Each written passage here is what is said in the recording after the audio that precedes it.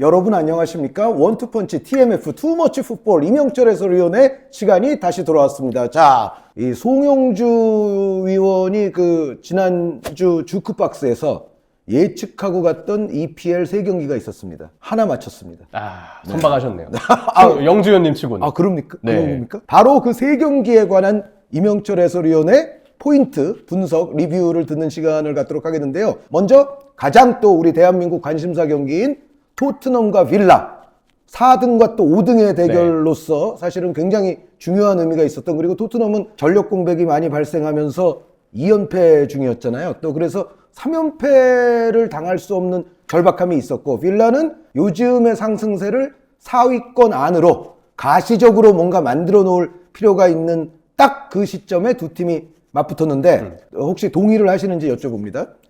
내용은 토트넘이 이길만 했던 거죠, 오히려? 동의합니다. 일단 선수들 결정력에 문제가 좀 있었어요. 클루세스키의 골대를 맞춘 장면이나 손흥민 선수가 이제 오프사이드로 인해서 골이 3번이나 취소가 됐는데, 근데 손흥민 선수는 사실 옵사이드에 걸린 거지 결정력 자체 문제는 아니었죠. 골은 잘 넣었죠. 다 들어가긴 했으니까. 맞습니다. 근데 이거는 사실 토트넘의 결정력 불운도 불운이지만 에메리 감독의 아스톤 빌라가 굉장히 오랜 시간 동안 이 오프사이드 트랩, 그러니까 라인을 내리지 않고 올리면서 수비하면서 계속 상대를 이제 덫에 빠뜨리는 수비를 굉장히 잘하는 팀이거든요.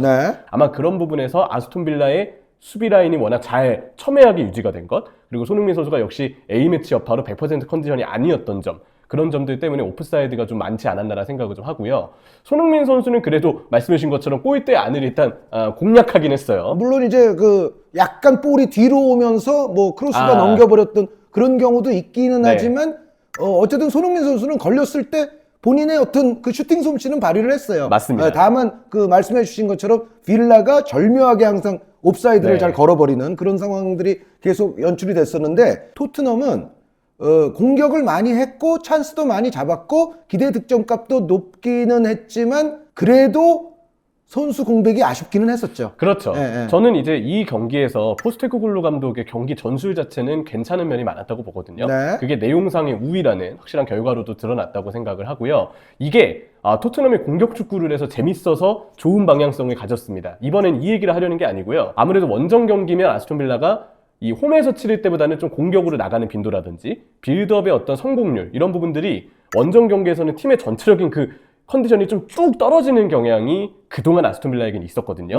물론 이번에는 패스를 잘 풀어나오긴 했지만 그동안 빌라를 홈에서 공략했던 팀들이 자주 사용했던 강한 압박으로 볼 탈취를 해서 역습으로 빌라의 높은 수비 라인에 따른 뒷공간을 공략하는 것, 이 부분을 맞추는 것에, 공략하는 것에 포스테코글루 감독은 초점을 두었던 것 같아요. 여기서 그러니까 토트넘이 아주 적극적인 압박으로 우세한 내용을 유지를 시켰던 것은 단순한 포스테코글루의 낭만 뭐 이런 게 아니고 아니죠. 실질적으로 빌라에 대한 맞춤형 전술이 잘 작동했던 경기임에는 틀림없다. 다만 결과를 가져오지 못했다. 그렇죠. 그게 이제 내용상의 우위도 만약에 못 가져왔다면 그럼 그 전술의 방향성 자체가 비판을 받아야 되겠지만, 이번 경기는 내용상의 우위는 분명히 가져왔거든요. 하지만 팀 전체적으로 지금 정예 멤버가 다 빠져 있거든요. 그에 따라서 공격의 창의성과 관련된 문제들, 마무리와 관련된 문제들, 그리고 시간이 지나면 지날수록 감독의 방향성과는 별개로 압박의 퀄리티가 점점 떨어졌죠. 그리고 올리버 스킥과 같은 자원들이 교체 투입이 됐을 때 오히려 선발로 뛴 선수들보다 아쉬운 모습까지 보이면서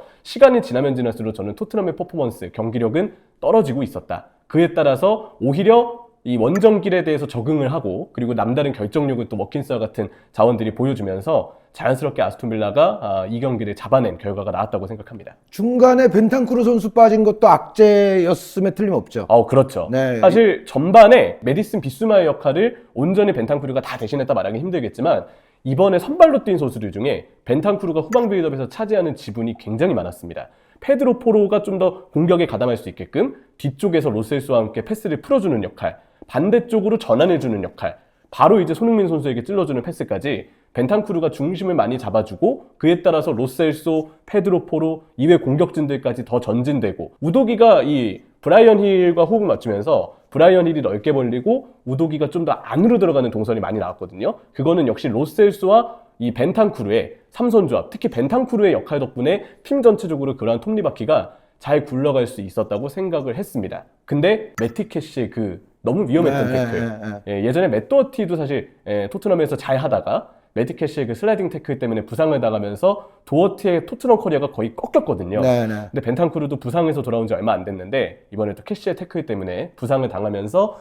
토트넘 팬분들에게는 참 또 쓰라린 그러한 또 상황을 좀 만들어주고 말았죠. 네, 캐치 선수 좀 과한 장면이 또 네. 연출이 됐었는데, 그리고 그 선발 출전한 선수들 가운데서는 브라이언 힐 선수는 객관적으로 좀 영 아쉬운 것 같고, 네. 전반전 막판에 그 추가 시간에 그 만회골, 동점골 나올 때 그 전에 사실은 힐 선수의 그 턴오버성이 발생되지 않았나요? 그렇죠. 네, 네. 거기서부터 어떻게 보면 약간 그 나비 효과가 나왔다 뭐 이렇게도 볼 수도 있을 것 같은데, 힐 선수는 글쎄요, 뭐 겨울 이적 시장이나 이럴 때 약간 방출이 좀 필요해 보이지 않을까라는 생각도 좀 들어요. 네, 아무래도 이제 히샬리송이 그즈음 되면은 다시 부상 복귀를 하지 않을까 예상이 좀 되고, 메디슨 선수도 마찬가지인데 현재 폼으로, 이 경기의 폼으로 봤을 때 브라이언 힐 선수는 확실히 프리미어리그에서의 경쟁력은 이번에 볼을 뺏긴 횟수, 마무리에서의 뭔가 투박했던 모습들까지 아쉬웠다는 평가를 좀 내려야 될 것 같고요. 반대로 의문부를 원래 보냈지만 기대 이상의 활약을 했던 노셀소는 좀 반대급 되는지 이번에 평가를 받았다고 좀 생각이 들어요. 네. 노셀소 선수는 오히려 잘 상대 압박을 풀어내면서 전진이 해주고, 그리고 벤탄쿠르가 빠진 뒤로 토트넘의 중원이 경기 내용에 있어서 아쉬움을 좀 드러내고 말았는데, 그래도 노셀소가 있었기 때문에 간헐적인 전진을 그래도 토트넘이 할 수 있었다고 생각을 하거든요.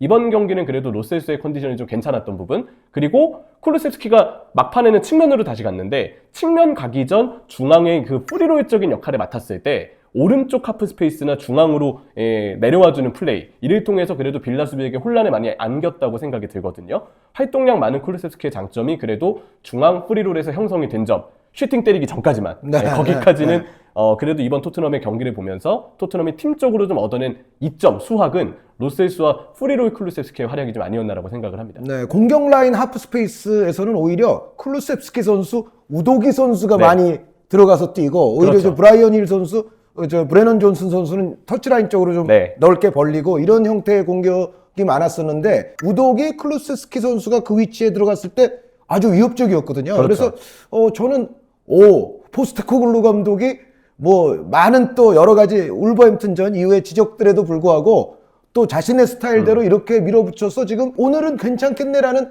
생각도 들었지만, 결국은 그 밀어붙인 만큼의 골을 얻어내지 못했던 것이 최근에 또 결정력이 있는 빌라를 상대로는 좀 치명적이었다는 생각인데, 반면에 이제 빌라가 요즘 이렇게 잘하는 원인은 어디에서 좀 찾을 수 있을까요? 역시 이제 전방의 빠른 자원들, 개성 넘치고 빠른 자원들이 늘 상대 뒷공간을 공략하기 때문에 아스톤 빌라에게 많은 강함을 좀 안겨주는 선수들이 아닌가라고 좀 생각을 하거든요.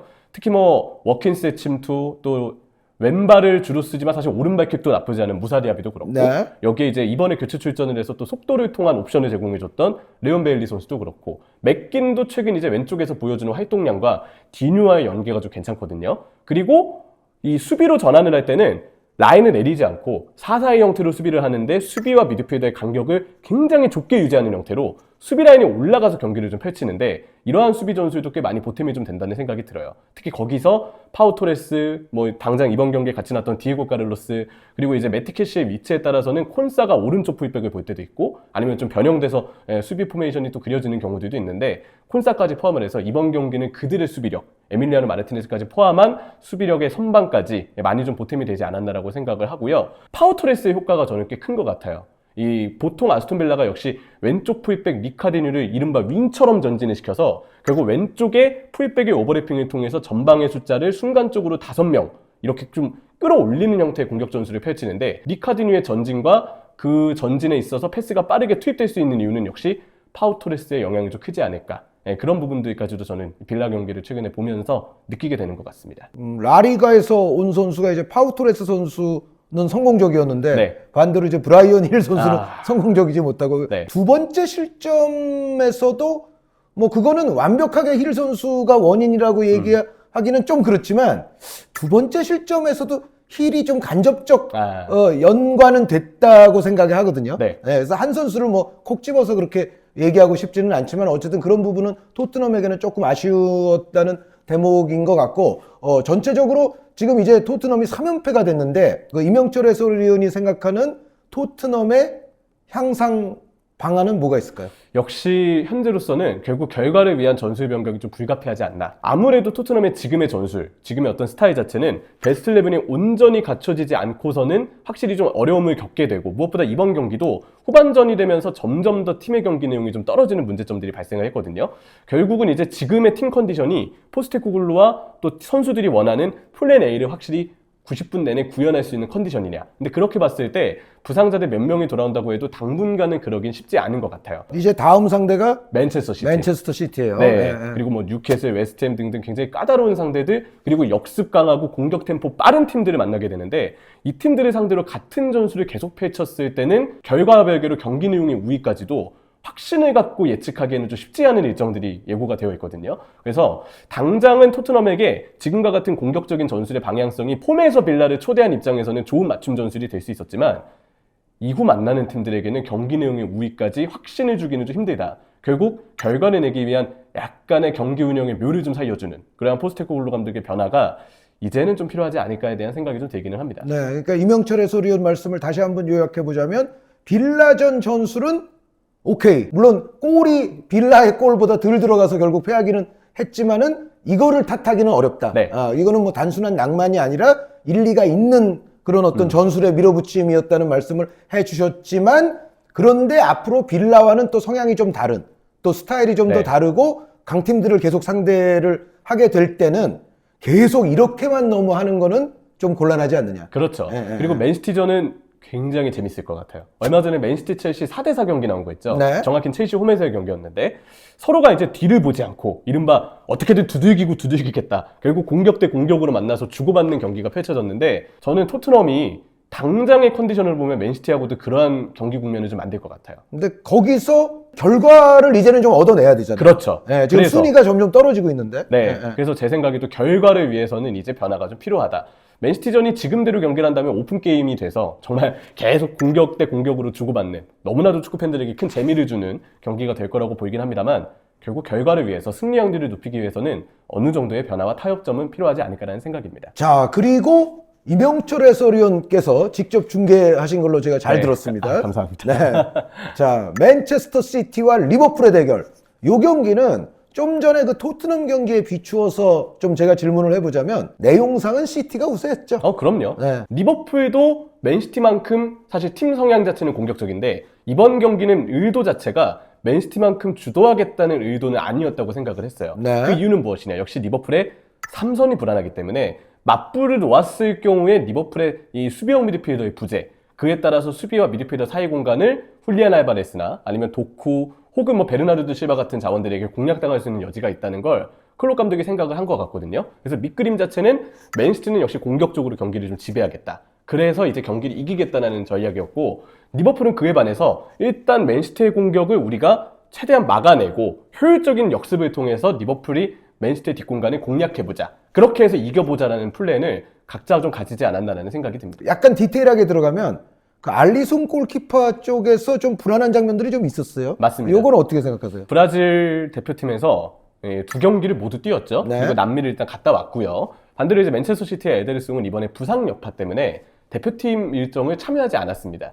그래서 경기를 보면 에데르송은 펄펄 날았고, 알리송은 펄펄 날기보다는 계속 끙끙 앓고 있었어요. 네. 뭔가 상대에게 계속 아칸지 선수에게 견제받아서 골키퍼인데도 피지컬 싸움을 해야 되는 상황들도 많았고, 킥을 처리할 때마다 굉장히 불안정한 장면들이 좀 많이 나왔죠. 그게 결국 첫 번째 실점의 빌미가 되기도 했고요. 또 하나는 결국 이제 마지막에 햄스트링 쪽, 약간 허벅지 근육까지 예. 잡는 모습이 나왔는데, 결국 알리송은 이번 경기 제 컨디션이 아니었다.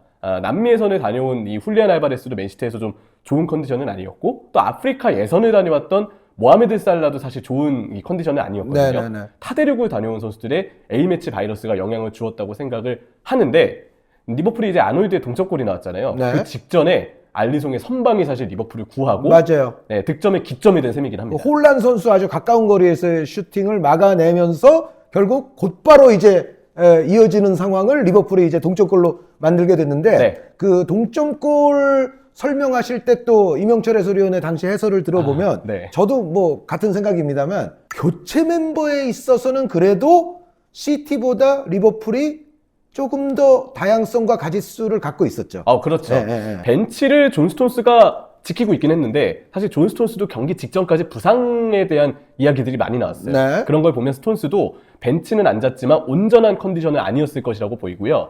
그리고 최대 9명 중에 맨시티는 8명만 이제 앉아 있었거든요. 그리고 그 중에 골키퍼가 2명이었습니다. 오르테가와 카슨. 이외에는 맨시티의 비전력 자원으로 봐야 될 칼빈 필립스, 부상에서 돌아온 세리오 고메스, 사실 뭐 비전력 자원이죠. 네. 그리고 니코 루이스, 오스카 보브, 그리고 뭐 그바르디올, 스톤스와 같은 자원들이 결국 이제 맨체스터 시티 벤치에 앉아 있었는데 펩 가르디올라가 원래도 교체를 다 많이 쓰지 않고 일부 경기에서 일부러 교체를 좀 안 하는 모습들이 있었는데 이번 경기는 그 이전 경기들의 분위기와는 좀 달랐다. 네. 할 데가 없어서 못했다. 네, 네. 쓸 선수가 없었다고 생각을 해요. 뭔가 벤치 쪽에 그래도 마테우스 누네스나 혹은 뭐 케빈 데브라이너라도 있었다면 네. 아니면 케빈 데브라이너의 선발로 인해서 베르나르도 실바나 훌리안 알바레스 같은 자원이 벤치에 있었다면 네. 그러면 썼을 것 같아요. 네, 뭐 과르디올라 감독의 교체 잘 안 시키는 성향을 떠나서 교체 멤버 싸움에서는 어쨌든 리버풀이 우위를 잡고 갔고 그게 효과를 봤습니다. 맞습니다. 네, 네. 그래서 이제 리버풀의 경우는 중앙 미드필더와 공격진 순차적으로 다 변화를 주었죠. 그리고 모하메드 살라를 제외한 공격진과 미드필더진이 모두 다 바뀌게 되는 상황이 나왔는데 그 변화가 굉장히 주요했다는 생각이 들어요. 그리고 또 하나의 이제 전술적인 포인트를 좀 짚자면 제레미 도쿠 선수를 펩 가르디올라가 전진 배치시켜서 마치 바둑알을 두면서 상대가 이제 올라오는 거를 억제라도 하듯 계속 알렉산더 아놀드의 뒷공간을 도쿠 선수가 고정적으로 공략을 했거든요. 근데 도쿠 선수는 뭐 맨시티 선수들 잘하는 선수들이 많지만 상당히 위력적이었죠. 그렇죠. 네, 네, 네. 그래서 도쿠는 그 존재만으로 사실 리버풀의 공격, 오른쪽 라인에 아놀드, 소보슬라의 살라가 계속 가까운 거리를 유지하면서 위치 변화를 가져가야 되는데 그 아놀드를 계속 밀고 눌렀다는 것만으로도 맨시티 전술에 있어서는 꽤 큰 효과를 거둔 거고 이게 어떻게 보면 수비 전술의 하나였다고 생각이 돼요. 공격을 하면서 아놀드를 막아라. 그걸 이제 도쿠 선수가 가져다 준 점이 굉장히 이로운 포인트였고요. 다만 리버풀이 이제 갈수록 멤버들에 대한 변화를 좀 주었고 모하메드 살라에 대한 수비를 위해서 혹은 소보슬라에 대한 수비를 위해서 아케 선수를 비롯한 센터백 혹은 미드필더들이 다 살라 쪽으로 좀 끌어당겨지는 상황이 어쩔 수 없이 나오거든요. 네. 공격만으로 도쿠를 활용해서 아놀드를 억제시키는 상황이 계속 이어지기는 힘들었습니다. 네, 결국은 아놀드 선수의 움직임이 풀리기 시작을 했죠. 맞습니다. 그리고 이제 골 장면에서는 또 학포 선수가 그 당시에는 들어와가지고 수비를 좀 끌어주는 역할을 해서 공간을 만들어줬고. 네, 그리고 그때 보면 결국 맨시티가 수비적으로 살라와 뭐 다른 공격진들을 막기 위해서 준비한 전술은 좋았으나 아놀드를 막는 방식은 결국 도쿠의 공격이었잖아요. 근데 경기 흐름을 전반만큼 이어가지 못하면서 아놀드에게 좀 이 수비가 풀렸던 것, 그것이 결국 그 장면에서 공간을 노출하게 된 원인이 되지 않았나 생각을 하고요. 벤치에서 뭔가 안절부절하는 펩 가르디올라 특유의 제스처들이 나왔는데 저는 그게 아놀드 쪽에 대한 일종의 수비 불안점, 그 부분이 결국 좀 영향을 주지 않았나 생각합니다. 네, 맨시티 같이 교체를 거의 못하는 상황에서 리버풀과의 그 90분 싸움은 맨시티에게도 쉬운 싸움은 아니었다는 생각이 들어요. 맞습니다. 예, 예. 반대로 리버풀도 살라를 아케가 이번에 굉장히 잘 막았죠. 사실 예. 공격진의 컨디션을 보면 살라가 막혔을 때 다른 자원들도 덩달아 영향을 받을 수밖에 없습니다. 네, 조금 공격이 저조해지는 게 사실이죠. 맞습니다. 결국 풀어주는 선수, 떠먹여주는 선수가 살라기 때문에 학포가 선발이면 학포가 좀 분산을 시켰겠지만 이번 경기는 누네스와 조타 다 침투를 좀 많이 가져가는 유형의 파트너들이었거든요. 그러다 보니까 살라가 봉쇄됐을 때 공격진 전체적으로 좀 저조한 상황이 나왔다. 그 부분에 있어서 사실 아케를 포함해서 맨시티의 수비진이 꽤 대응을 잘했다라고도 생각할 수 있겠죠. 네, 또 리버풀 팬이시니까 질문을 해보면 그 결과는 어떻게 만족하시나요? 만족합니다. 네. 그냥 팬으로 다시 돌아온다면. 네, 그러니까 지는 줄 알았던 그런 타이밍도 있었죠. 충분했죠. 사실 네. 전반전 내용 자체는 꽤 많이 밀렸고요. 그게 결국 맨시티의 에너지였어요. 전반에 맨시티가 에너지를 온전히 쓸 수 있었기 때문에 리버풀이 아무래도 압박을 하자니 압박을 하면 또 수비 미드필더 간격이 벌어지고 내려서려고 했는데 내려서면서 실점을 안 하고 꽤 잘 봉쇄하는가 싶었지만 알리송 실수 때문에 판이 다 틀어졌거든요. 네네네. 판이 틀어진 이상 사실 전반전 내용에 대해서 우려하지 않았던 팬들은 없을 거라고 생각을 해요. 근데 우려했던 경기에서 결국은 동점골이 나왔고 그러면서 승점을 1점 나눠 가졌기 때문에 리버풀 입장에서도 오히려 이 경기 자체에 대한 만족도는 조금 더 있지 않을까라는 생각을 해봅니다. 잘해주셨습니다. 아스날 1등이죠. 최초로 30점 고지를 밟은 팀이 됐습니다. 저희가 언제까지 이렇게 평화롭게 얘기를 주고받을지. 아스날이 그 경기력에 비해서 너무 승점 꾸역꾸역 뭐 어거지로 얻고 있는 거 아니냐라는 뭐 그런 비판을 듣기도 했었고 네. 그러나 끝까지 버티는 자가 승리하는 거 아니겠습니까? 자, 여기서 시즌 끝냅시다. 여기서 끝인가요? 리그 중단! 승점 경쟁이 굉장히 재밌어졌어요. 그렇죠. 네, 결과적으로는. 아스톤 빌라가 또 4위 대열에 합류를 했죠. 네, 그러면서 맨체스터 유나이티드도 승리를 가져가면서 6위까지 올라왔고 사실 승점 차들이 다 얼마 없어요. 그럼요. 네, 토트넘과 맨체스터 유나이티드가 벌써 2점 차로 좁혀졌죠. 네, 그리고 이제 7위가 뉴캐슬인데 거기까지도 뭐 승점 차가 거의 없는데 그러면은 이제 뉴캐슬의 첼시전 대승에 관해서 이야기를 나눠보겠는데 송영주 위원도 뭐 지난주 주크박스에서 그렇게 예측을 하고 갔지만 뉴캐슬이 지지는 않겠지만 그 지금의 어떤 전력 공백 상태를 봤을 때 상승세의 첼시를 이기지도 못할 것이다라고 송영주 위원은 하고 갔거든요. 네. 일단 요 예측은 어떻게 생각하세요? 첼시 공격진이 이날 기회들이 있었거든요. 근데 이제 뭐 당장 리포프의 선방이라든지 약간의 결정력 불운들이 좀 있었는데 저는 흐름을 잡았던 전반에 첼시 공격진이 조금 더 날카롭게 슈팅만 가져갔더라도 경기 분위기는 많이 바뀌었을 거라고 생각이 들어요. 뉴캐슬은 어쨌든 그 사람들의 우려 그 엄청나게 최근에 부상자가 많았잖아요. 그러니까 지금 이 경기만 해도 이제 이삭 선수가 그래도 돌아와서 다행이지만 예를 들어 칼럼 윌슨 선수는 또 없고 포지션을 막론하고 뉴캐슬이 공백이 굉장히 많은데 벌써 우리가 첫 번째 경기 얘기했지만 토트넘만 하더라도 공백이 좀 생기니까 이제 하던 축구가 제대로 안 된단 말이죠. 근데 뉴캐슬은 정말 지금 잘 버티고 있는 거 아니냐. 맞습니다. 라는 생각이 드는데 이 비결이 어디 있을까요? 첫 시즌이 아니기 때문에 당장 에디아우의 시스템이 뉴캐슬에게 잘 입혀지고 있다는 생각이 들어요. 그래서 이번 경기만 보더라도 뉴캐슬은 백4 기반의 2-4 형태의 빌드업을 통해서 트리피어와 리브라멘토를 모두 좀 올려 세우는 그러한 공격 전술을 펼쳤거든요. 이 뉴캐슬 에디아우 감독이 원하는 시스템을 온전히 팀 선수들이 다 지금 이해하고 있는 게 아닌가. 그 단적인 예시가 저는 러셀스 선수라고 봐요. 팀의 중심 역할도 한 적이 있지만 지금 요즘에 와서는 러셀스 선수가 절정기는 아니잖아요. 그렇죠. 그러니까 일단 하향세를 조금 이미 겪어왔던 선수인데 요즘 기용에서는 또 쏠쏠하게 잘 쓰고 있어요. 맞습니다. 그리고 원래는 발밑이랑 패스가 늘 불안했던 선수인데 에디아우 감독 체제에서는 시스템에 대한 이해 때문인지 패스가 그래도 기복이 좀 있다는데 준수하게 많이 올라왔어요. 특히 이제 카라바오컵 맨시티전 직접 중계돼 주셨던 카라바오컵 맨시티전을 보면 러셀스는 잘했거든요. 그런 경기들까지 선수들의 어떤 단점이 가려지고 선수들이 오히려 뭔가 자신 없어 했던 플레이들까지도 팀에 녹아들면서 나오는 비결은 에디어 감독이 입혀놓은 시스템의 위력이 아닌가라는 생각을 합니다. 네, 토트넘은 정말 1위까지 찍었다가 지금 조금 이제 떨어지고 있는 거고 뉴캐슬은 사실 지난 시즌만큼의 출발은 아니었는데 그래서 부상자가 많아서 걱정을 더 했는데 오히려 잘 버티고 있어서 여전히 또 토트넘이 순위도 더 높아서 이게 직접 비교는 좀 어렵지만 근데 이제 이런 건 있는 것 같아요. 그러니까 토트넘은 워낙에 빌드업 위주의 공격적인 축구를 하던 팀인데 거기서 이제 곳곳에 이제 공백이 발생하는 거하고 뉴캐슬은 사실 그 정도의 공격 성향을 띠는 팀은 아니잖아요. 그렇죠. 득점을 물론 잘하기도 하지만 비슷한 공백이 있다고 전제를 하면 뉴캐슬이 그래도 그 상황을 방어하기가 조금 더 나은 거 아닌가. 저도 이 말씀에 굉장히 좀 동의가 되는데 두 팀 다 압박을 되게 많이 하긴 하잖아요. 근데 같은 수비를 한다고 해도 가장 단적으로 드러나는 차이점이 뉴캐슬은 압박이 풀렸을 때 엄청 빠른 상대 역습을 당하는 게 아니라면 4-5-1로 바로 전환을 해서요. 두 줄을 갖출 때는 확실히 갖춥니다. 근데 토트넘의 경우는 그 압박을 하고 압박이 풀렸을 때 이제 밸런스를 위해서 수비 대응을 딱 갖춰야 될 때. 근데 그때 뉴캐슬만큼의 조직력이 아직까지는 안 나오는 것 같아요. 토트넘은 주전들이 빠지면서 더 고스란히 그런 문제점들이 드러나고 반대로 뉴캐슬은 시스템에 대한 팀 전체적인 이해도가 높기 때문에 수비 대응을 갖추는 속도나 조직력에 대해서는 큰 문제가 없는 것이 아닌가 이렇게 좀 보고 있고요. 한편으로 본다면 역시 그 부분에서 이제 에데어 감독의 전술 운용 또 선수들의 이해도가 얼마나 대단한지 엿볼 수 있는 것 같습니다. 요즘 아주 기분 좋았던 첼시는 이 좋은 흐름을 이어가지 못했어요. 오히려 지금 대패가 나왔는데 첼시의 근본적인 문제가 있었다면 어떤 대목이었을 것 같나요? 집중력이 좀 안일했다는 생각이 많이 들어요. 안일했다. 왜냐하면 사실 포체티노 감독이 이제 인터뷰에서 굉장히 격노하면서 선수들이 이제 맨시티전 칭찬에 좀 취해 있었다. 이런 표현까지도 이제 했거든요.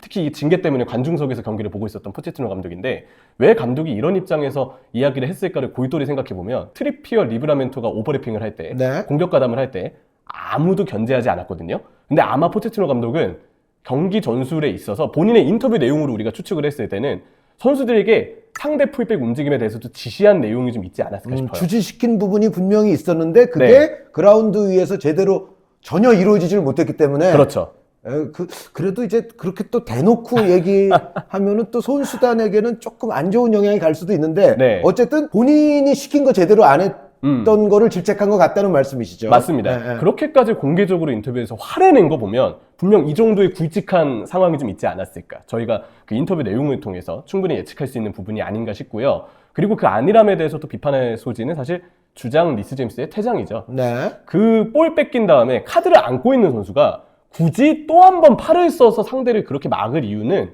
없었어요. 게다가 주장인데 사실 주장을 줄 때부터 배경과 스토리는 너무나도 주장에 어울리는 선수지만 부상 이력과 결국은 이제 경험 같은 부분들을 봤을 때 우려된다는 시선도 적지 않았는데 이번에 리스 제임스는 주장으로서의 역할을 잘 해내지 못했다. 그리고 단순한 피드 플레이어로서도 역시 경솔했던 카드가 나왔다. 그리고 실점 장면에서는 정말 첼시에서 모범적이고 뛰어난 클래스를 발휘해줬던 정말 첼시 팬들이 아주 사랑해 맞이하는 선수인데 티아고 실바 선수의 실책성 플레이도 분명히 이 경기에서는 좀 안타까움을 자아냈죠. 그게 사실 2대1에서 3대1이 되는 상황이었잖아요. 예. 결국 이제 전의를 좀 상실하게 만드는 그 아주 안타까운 타이밍의 연속 실점의 이제 실수였는데 근데 누가 과연 돌을 던질까 싶습니다. 티아고 실바 선수에게는 뭐라고 하기 어렵죠. 지금도 리그 풀타임 출전 중이고요. 39세쯤 되거든요. 빌드업 수비까지 너무 많은 이 부담을 지금 실바에게 주고 있어서 이번 실바 실수에 대해서 적어도 첼시 팬이라면 누구도 돌을 던지지 못할 거라고 봐요. 네, 그러니까 그 자체는 욕할 수 없는데 네. 문제는 점점 이제 그렇게 가는 과정이 그렇게 되게끔 실바 선수를 너무 혹사시키는 거 아닌가. 맞습니다. 그 얘기는 할 수 있을 것 같아요. 네, 그래서 첼시로서도 디사시나 코릴 뭐 이러한 다른 센터백 자원들을 어떻게 쓸 것인지 이번에 또 바디아신이 나왔죠. 그런 선수들을 어떻게 조합해서 실바의 부담을 덜어줄지. 근데 어떻게 생각을 해봐도 결국 지금 티아고 실바가 빠지기는 참 힘든 것 같습니다. 첫 번째 실점 장면도 사실은 수비가 좀 약간 튀어나간 네. 공간으로 이삭 선수에게 패스가 찔러 들어갔던 그런 상황이 좀 있었죠. 맞습니다. 순간적으로 집중력이 흐트러졌죠. 이전에 맨시티전 분위기를 이어가고 싶었을 첼시였을 텐데 초반부터 그 실점이 나오면서 약간 경기 계획적으로는 말린 부분이 있지 않았나 생각을 하고요. 스털링을 제외한 공격진의 결정력 문제 이번 경기에서 나왔고 또 역시 전체적인 팀의 분위기가 역시 어린 선수단이 많은 만큼 좀 휩쓸리는 경향이 있는 것 같아요. 리버풀전 무승부 이후에 웨스트햄전 패배, 아스날전 무승부 이후에 또 그 다음 경기 패배, 그리고 이번에도 마찬가지로 맨시티전 무승부 이후로 또 직후 뉴캐슬 경기 패배. 한 경기를 잘하더라도 그 분위기가 오래 이어지지 않고 계속 뭔가 집중력과 관련된 문제들 혹은 실수와 관련된 문제들이 나오고 있는데 이거는 역시 팀 전체적인 흐름이 현재로서 썩 좋지 않다는 부분을 보여주는 것이 아닌가 생각합니다. 네, 뭔가 꾸준히 상승할 수 있는 팀의 어떤 응집력이랄지 이런 부분들이 좀 문제가 있는 것 같다라는 또 이명철 해설위원님의 말씀인데 그래서 전체적으로는 어쨌든 지금 프리미어리그의 승점 순위 구도는 아주 치열해졌습니다. 지금 이런 상황에 대해서는 한번 또 총평을 하나 해주시죠. 네, 아스날은 경기 내용에 대한 최근에 좀 우려점. 지난 시즌보다는 뭔가 시원시원함이 좀 부족하고 이번 이제 브랜트포드전도 꾸역승의 한 과정이 있었죠. 네, 그런 이 약간의 우려점이 있고 맨체스터 시티는 이제 클럽 월드컵을 병행해야 되고 이번 경기도 그랬듯 너무 적은 선수단, 얇은 선수층에 대한 우려점과 부상 문제가 좀 있고요.